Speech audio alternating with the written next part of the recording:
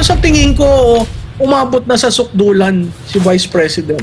Sandali lang ho, yung mga kongresista, ang inyong mandato, siguro mga 250,000 per district. Si Vice President, 32 million. Huwag naman yung pahiyain na gano'n, di ba? Isang congressman, si Vice Presidente daw ay walang maturity.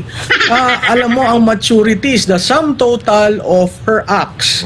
Hindi yung isang desisyon na hindi pagpunta sa third State of the Nation address, that's not qualify na hindi mature si Vice Presidente. Pangalawa, nakakahiya daw sa Pangulo. Sa tingin ko, mas nagpakatotoo si Vice Presidente na sinabi niyang hindi siya attend sa SONA. Bakit? A-attend ka ba sa isang SONA na ginastusan ng 20 million? Isang gastusan, 20 million?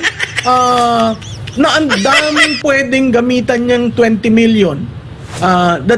Yan yung una. Pangalawa, attend ka ba sa SONA na hindi ka naman trinato ng maayos itong administrasyon na ito? Pangatlo, haharap ka ba sa SONA na ikaw nag-resign na at sinabi mo ng June 12 na ang unit team ay pang-election lamang at ng June 19 ikaw ay nagsabi na ako'y nagre-resign sa DepEd.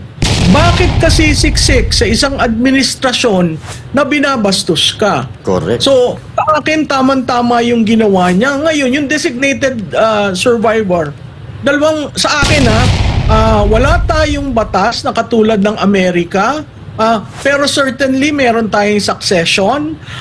Sa US, ang designated survivor, batas yan, 1949 pa dahil noong 1950 nagkakagirian ang USSR at ang US.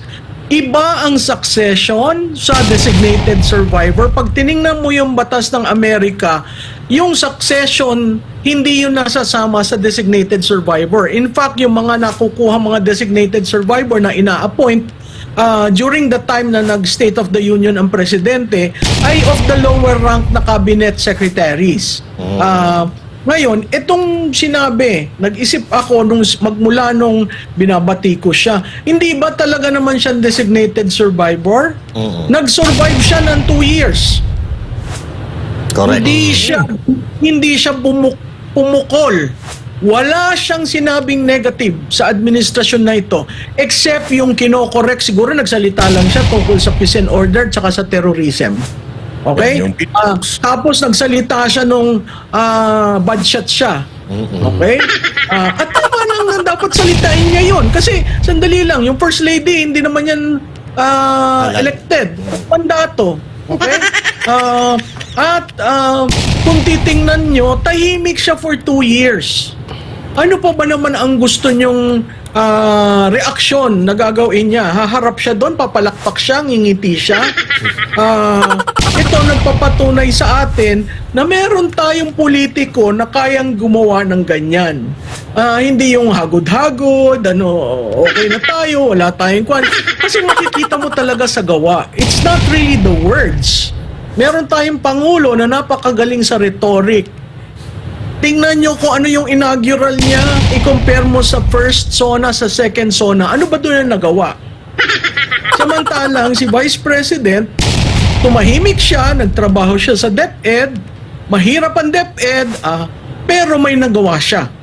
So, sa akin, designated siya, kasi siya naman ang designated ng 32 million. Survivor siya dahil 2 taon siya na nag-survive. Correct po. Pero sa administration ito. Ito po ang tanong, Prof. Kasi inuobliga po, may mga kongresista na nanghihingi ng diretsong kasagutan galing kay BP Sara kung bakit daw siya hindi a-attend sa SONA. Kailangan pa po ba? Require pa siya na magpaliwanag kung bakit hindi siya attend? Hindi. Alam mo, natatawa nga ako dyan sa mga yan eh.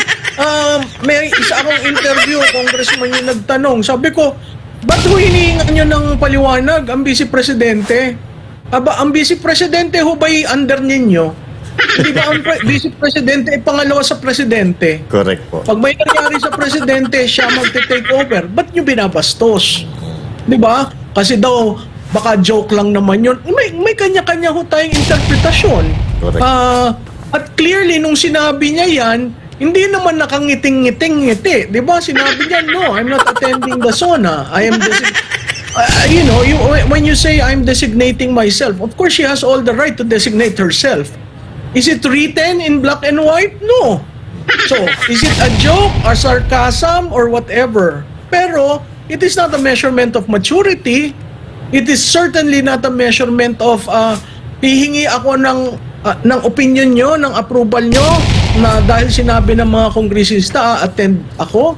Sandali lang ho, yung mga kongresista, ang inyong mandato, siguro mga 250,000 per district. Si Vice President, 32 million.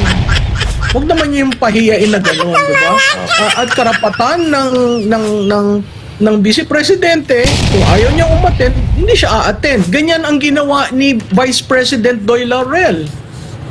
Hindi siya tinanong, hindi siya nag-offer ng sagot. Sinabi lang niya, I do not wish to attend. Bakit? Ano ba yung sitwasyon ni Cory Aquino noon at saka ni Doy Laurel? Di ba? Tama nga naman si Ma'am, no? Yung mga boto ng mga congressman, hindi nga umaabot halos ng 500,000. Kumpara mo kay VP Sara, 32 million. Niya ang lakas pang makabanat kay VP Sara. Talaga itong mga congressman, mga buhayang kalyado ni Tamba Los. Nagkakaroon na ng politika sa kanilang dalawa. Mas lalo naman ito. 'Di ba?